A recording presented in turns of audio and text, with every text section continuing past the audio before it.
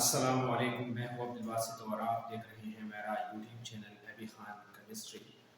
Today our lecture is lecture number 40 and this is about discharge tube experiment और ये हमारा आज का होगा पार्ट 1। डिस्चार्ज ट्यूब एक्सपेरिमेंट जो है इज ओल्ड टॉपिक है, इसमें ऑब्जर्वेशन भी है, एक्सपेरिमेंट भी है, construction of the discharge tube भी है। लेकिन आज का जो हमारा टॉपिक है वो है डिस्चार्ज ट्यूब एक्सपेरिमेंट पार्ट 1 और पार्ट 1 में आज हम डिस्कस करने जा रहे हैं construction of gas discharge tube और इसके साथ साथ टाइप्स ऑफ कैथोड्स। अच्छा जी, शुरू करते हैं, अपने टॉपिक की तरफ जाते हैं।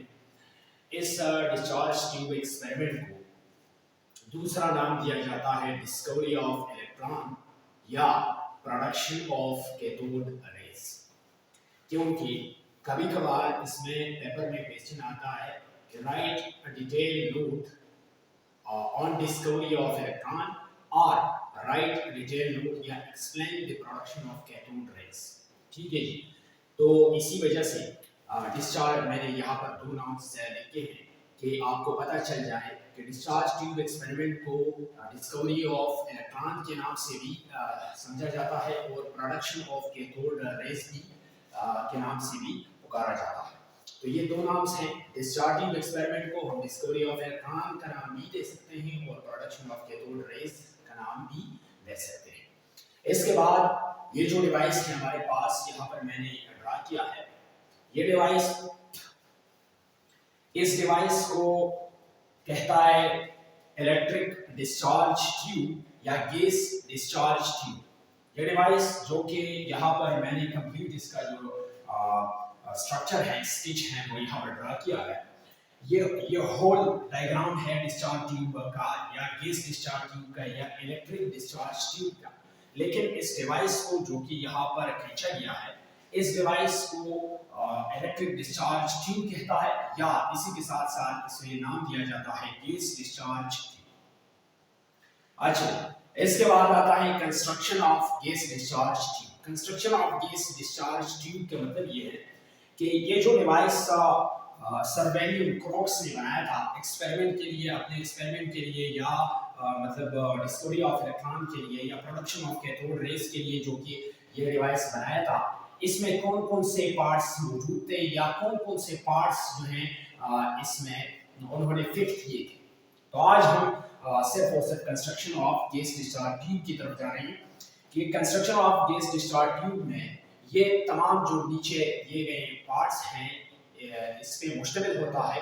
इसमें फर्स्ट वन है ग्लास ट्यूब, जो कि ये वाला जो है, ये वाला पोर्शन, ये बाहर से मतलब एक ग्लास ट्यूब है, वो ग्लास से बना हुआ होता है।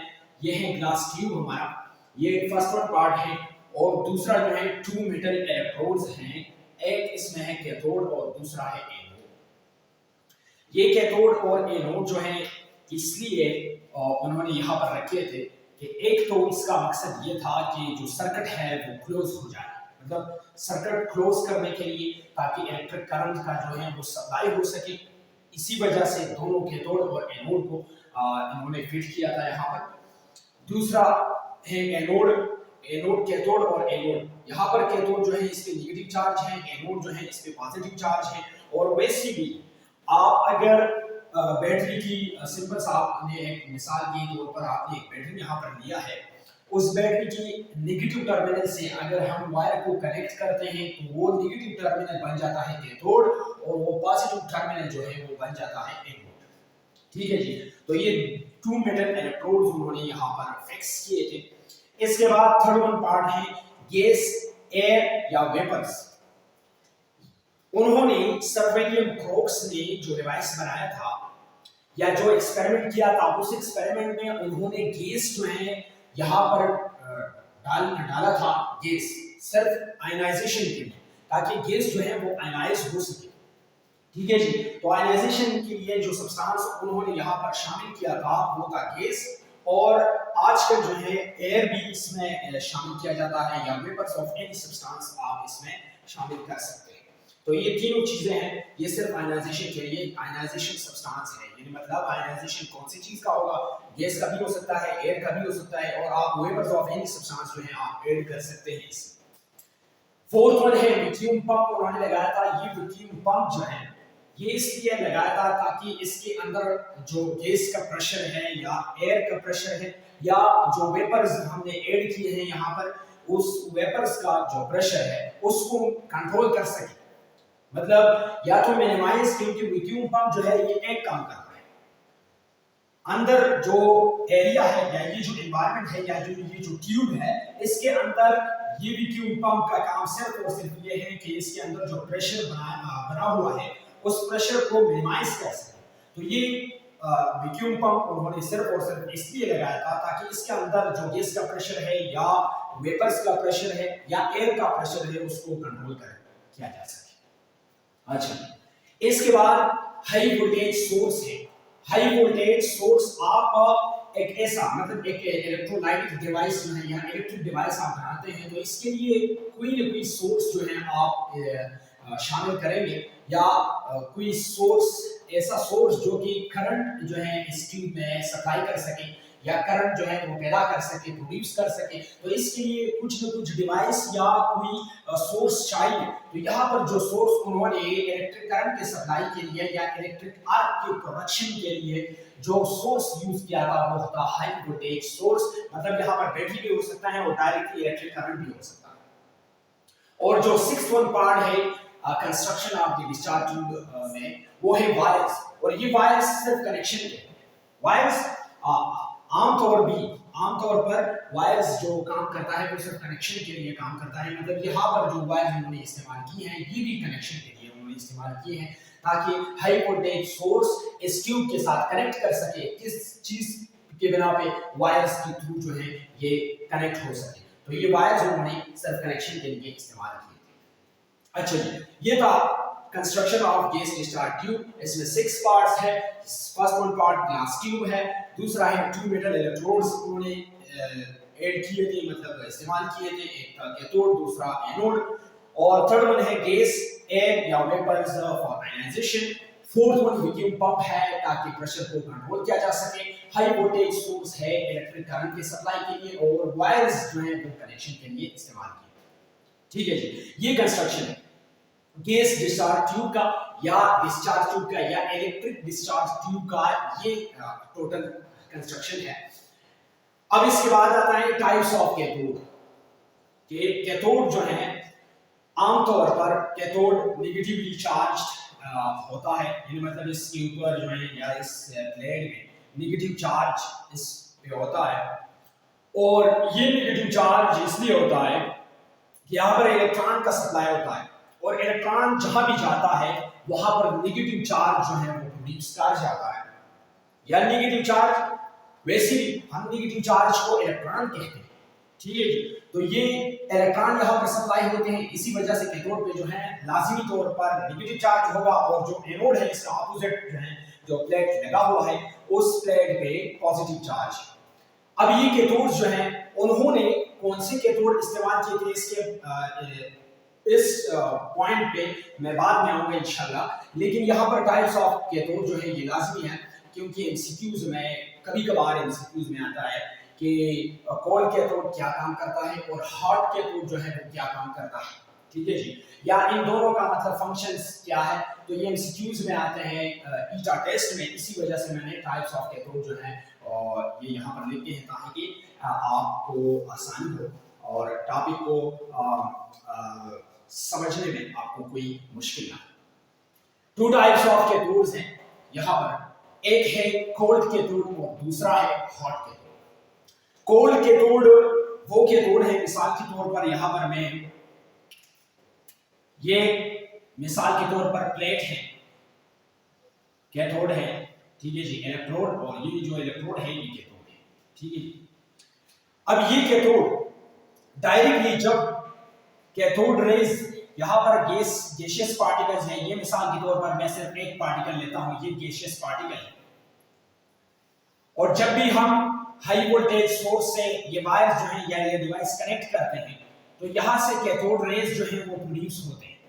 अब ये कैथोड रेज यहाँ पर क्या काम करता है, ये कैथोड रेज जब भी ये गैस पार्टिकल से टकरा जाते हैं या इससे पास होते हैं तो ये गैस पार्टिकल जो है ये न्यूट्रल पार्टिकल है और बाद में ये 2 केमिकल स्पीशीज में कन्वर्ट होता है। एक इसमें आता है पॉजिटिव आयन और दूसरा नेगेटिव आयन, यानी मतलब टू टाइप्स ऑफ आयंस यहाँ पर प्रोड्यूस होते हैं, एक पॉजिटिव आयन और दूसरा जो है नेगेटिव आयन। किससे? यहाँ से मतलब कैथोड रेज जो है ये इस पार्टिकल से पास होकर ये पार्टिकल जो है ये न्यूट्रल पार्टिकल ये टू आयंस में कन्वर्ट हो जाता है, एक इसमें आता है कैटायन और दूसरा आयन या पॉजिटिव आयंस और नेगेटिव आयंस।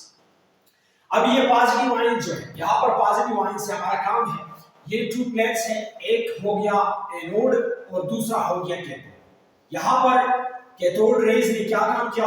कैथोड रेज ने गैस को आयनाइज किया और गैस आयनाइजेशन में ये पॉजिटिव आयन जो है ये प्रोड्यूस हो गया।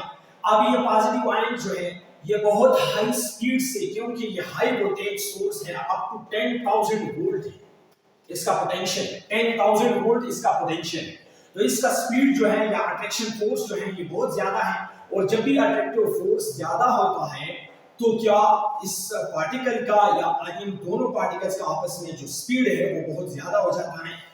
ये पॉजिटिव आयन कैथोड की तरफ आ जाता है बहुत हाई स्पीड से और यहाँ पर कोलिजन करता है। ठीक है जी।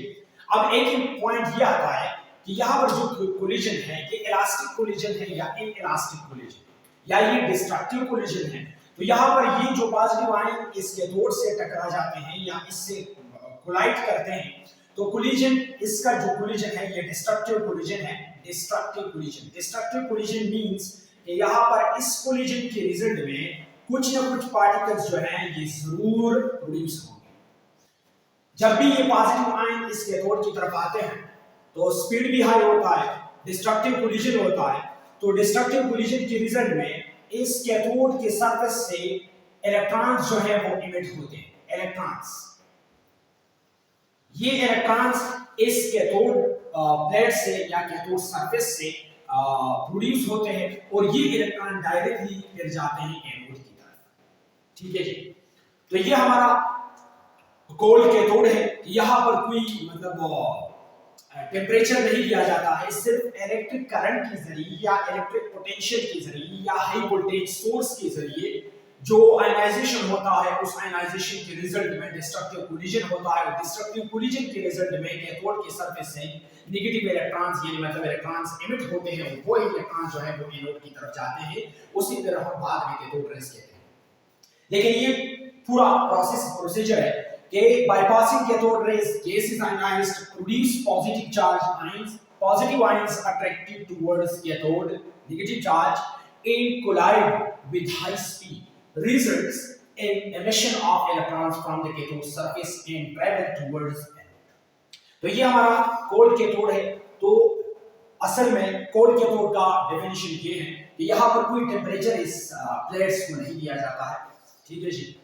कोई हीटिंग का प्रोसेस यहाँ पर नहीं हो जाता है, सिर्फ और सिर्फ क्या होता है कि गैस आयनाइजेशन होता है। सिर्फ सिंपल कि कोल्ड कैथोड में सिर्फ और सिर्फ इस कैथोड रेस की वजह से जो है गैस आयनाइजेशन हो जाता है। और जब इस किस्म का कैथोड होता है कोल्ड कैथोड, तो हमें किस तरह पता चलेगा? हमें सिर्फ और सिर्फ इस इलेक्ट्रॉन से पता चलेगा कि ये जो कैथोड है कैथोड सरफेस से इलेक्ट्रॉन डायरेक्टली एमिट होंगे, दूसरा किसी किस्म का एमिशन जो है इलेक्ट्रॉन एमिशन को नहीं होगा। इसी वजह से यह हमारा कोल्ड कैथोड होगा। कोल्ड कैथोड में सिंपल आपने बात याद रखना है कि यहाँ पर गैस आयनाइजेशन होता है थ्रू कैथोड रेस। दूसरा है हॉट कैथोड। अब हॉट कैथोड इस नेम से पता चलता है कि इस कैथोड को मतलब पहले हीट अप किया जाता है। इस मिसाल के तौर पर यह हमारा कैथोड है, ठीक है जी, नेगेटिव प्लेट है, इसको सबसे पहले मतलब हीट किया जाता है। हीट मतलब बहुत ज्यादा टेम्परेचर इसे दिया जाता है और टेम्परेचर की